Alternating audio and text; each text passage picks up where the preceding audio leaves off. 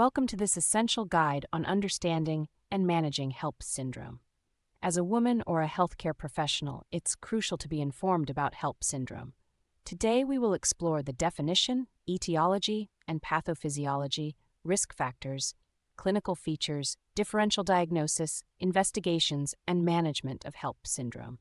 HELLP syndrome, named for three features of the disease, hemolysis, elevated liver enzyme levels, and low platelet levels, is a life-threatening condition that can potentially complicate pregnancy.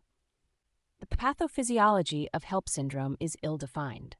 Some theorize that because HELLP is a variant of preeclampsia, the pathophysiology stems from a common source.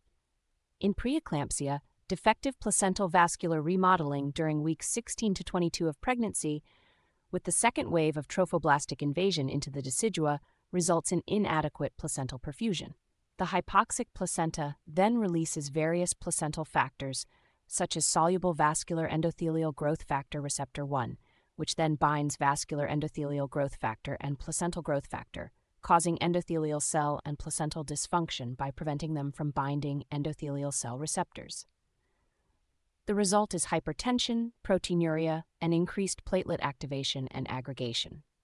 Furthermore, activation of the coagulation cascade causes consumption of platelets due to adhesion onto a damaged and activated endothelium, in addition to microangiopathic hemolysis caused by shearing of erythrocytes as they traverse through capillaries laden with platelet fibrin deposits. Multi-organ microvascular injury and hepatic necrosis causing liver dysfunction contribute to the development of HELLP. Another hypothesis proposes acute maternal immune rejection due to immunocompetent maternal cells coming into contact with a genetically distinct fetus, altering the maternal-fetal immune balance and causing endothelial dysfunction, platelet activation and aggregation, and arterial hypertension.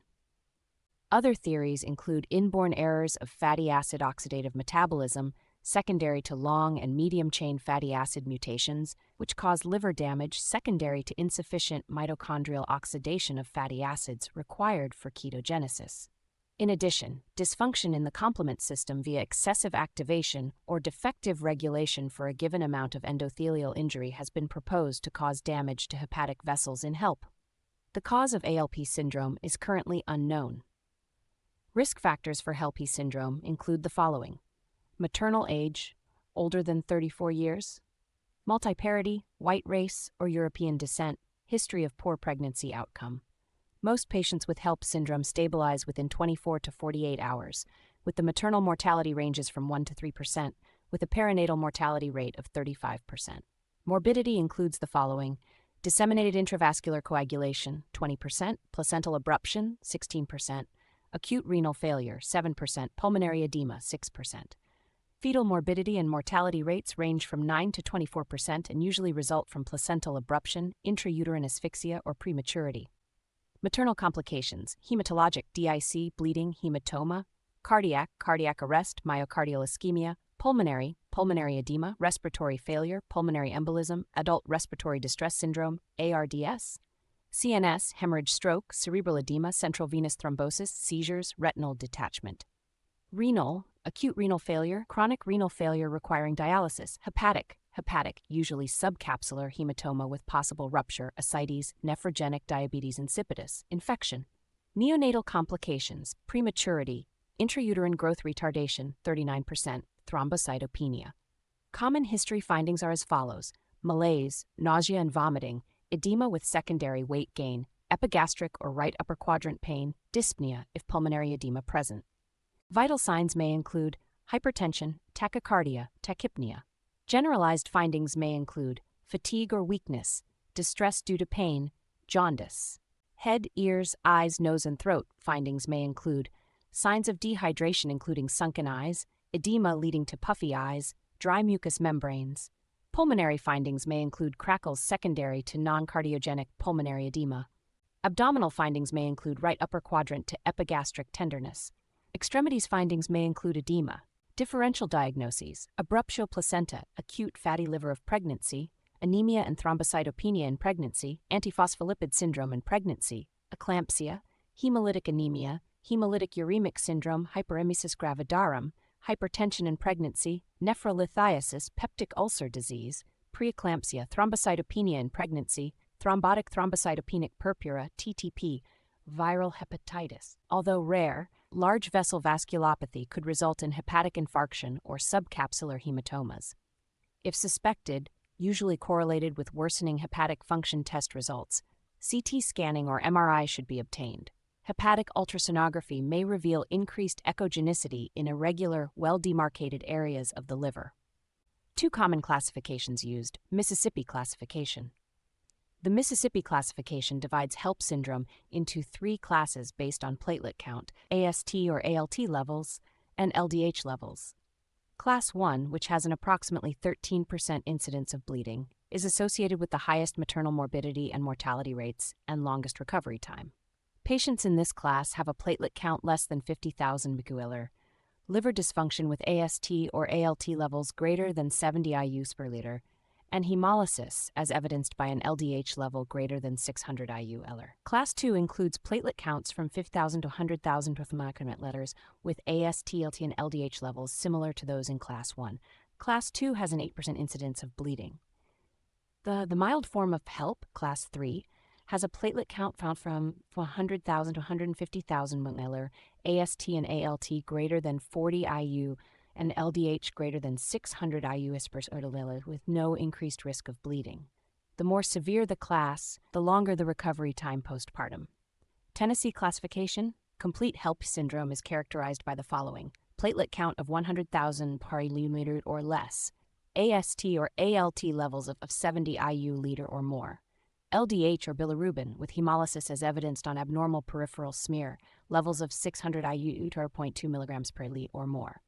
Partial HELLP syndrome is characterized by severe preeclampsia plus one of the following: ELLP, elevated liver enzyme levels, thrombocytopenia, no hemolysis, mildly elevated liver enzyme levels, no thrombocytopenia, no hemolysis, LP, thrombocytopenia, no hemolysis, normal liver enzyme levels, HL, hemolysis, liver dysfunction, no thrombocytopenia. Laboratory studies type and screen: complete blood cell count, thrombocytopenia, anemia with possible reticulocytosis. Coagulation studies: normal prothrombin time, 50% may have prolonged activated partial thromboplastin time. Peripheral smear: cystocytes, helmet cells, and Burr cells, secondary to microangiopathic hemolytic anemia. Serum aspartate aminotransferase, alanine aminotransferase levels, elevated secondary to liver dysfunction. Lactate dehydrogenase level, elevated secondary to liver dysfunction or hemolysis. Complete metabolic panel: elevated blood urea nitrogen creatinine with acute renal failure. Bilirubin level, increased secondary to hemolysis. Haptoglobin level, decreased secondary to hemolysis. Fibrinogen levels, low secondary to increased coagulation. D-dimer, increased due to fibrinolysis. Stabilization management of HELLP syndrome begins with early and immediate recognition of the diagnosis. Stabilization of the patient begins in the pre-hospital setting. Early recognition of HELLP syndrome begins with a close look at the history, vital signs, and physical examination findings. Emergency department management includes seizure prophylaxis, hypertension control, repletion of blood products, as indicated, and general stabilization of patient condition. Intravenous magnesium sulfate is given until 24 hours after delivery, at which point it can be stopped if the maternal condition is improved. The dosage for magnesium sulfate IV is a 6g loading dose over 20 minutes with a 2g per hour maintenance dose. Hypertension is managed similarly to hypertension in preeclampsia. Although controversial, corticosteroids can be given as a treatment regimen for antepartum and postpartum management in patients with HELLP. General guidelines are as follows: if at 34 weeks gestation or later and unstable, deliver immediately. If at 34 weeks after gestation or later and stable, consider administration of steroids. Evaluate over 24 to 48 hours and deliver. If at 24 to 34 weeks gestation and stable, consider administration of steroids. Wait 24 to 48 hours and evaluate for delivery based on the maternal fetal condition. If 34 weeks gestation or earlier with evidence of maternal or fetal distress, deliver immediately. Cesarean versus vaginal delivery should be determined based on the following: cervical ripening, fetal non-stress test or biophysical profile results, umbilical artery Doppler study. If there is a preterm gestation with intrauterine growth restriction or significantly abnormal Doppler test results, cesarean section should be performed. Lowers the mean arterial pressure and improves oliguria and thrombocytopenia. Thank you for joining us in this educational journey on understanding HELLP syndrome. Stay informed and take proactive steps to safeguard your health.